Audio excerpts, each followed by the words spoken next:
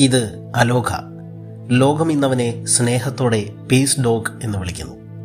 അമേരിക്കയിലെ തെരുവുകളിൽ നിന്ന് നൂറുകണക്കിന് ജനങ്ങൾ കാത്തുനിൽക്കുന്നത് ഈ ഇന്ത്യൻ തെരുവ് നായിയെയും അവൻ അനുഗമിക്കുന്ന ബുദ്ധസന്യാസിമാരെയും കാണാനാണ്.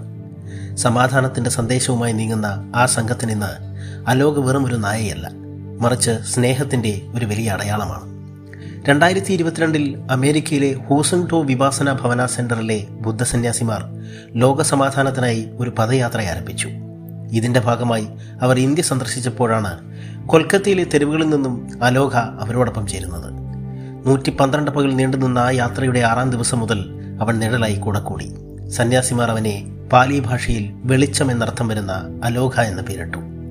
യാത്രക്കൊടുവിൽ അവനെ ഇന്ത്യയിൽ ഉപേക്ഷിക്കാൻ അവർക്ക് മനസ്സ് വന്നില്ല. അവർ അവനെ തങ്ങൾക്കൊപ്പം അമേരിക്കയിലേക്ക് കൂട്ടി. ഇന്ന് ഒരു ബുദ്ധസന്യാസിയെ പോലെ അച്ചടക്കത്തോടെ സമാധാനത്തിന്റെ ബ്രാൻഡ് അംബാസിഡറായി അവൻ ലോകത്തിന് മുന്നിൽ നടക്കുന്നു. അവനെ ശുശ്രൂഷിക്കാനും ആഹാരം നൽകാനും താലോലിക്കാനും പാശ്ചാത്യ രാജ്യങ്ങളിൽ ഇന്ന് ജനങ്ങൾ തിരക്ക് കൂട്ടുന്നു.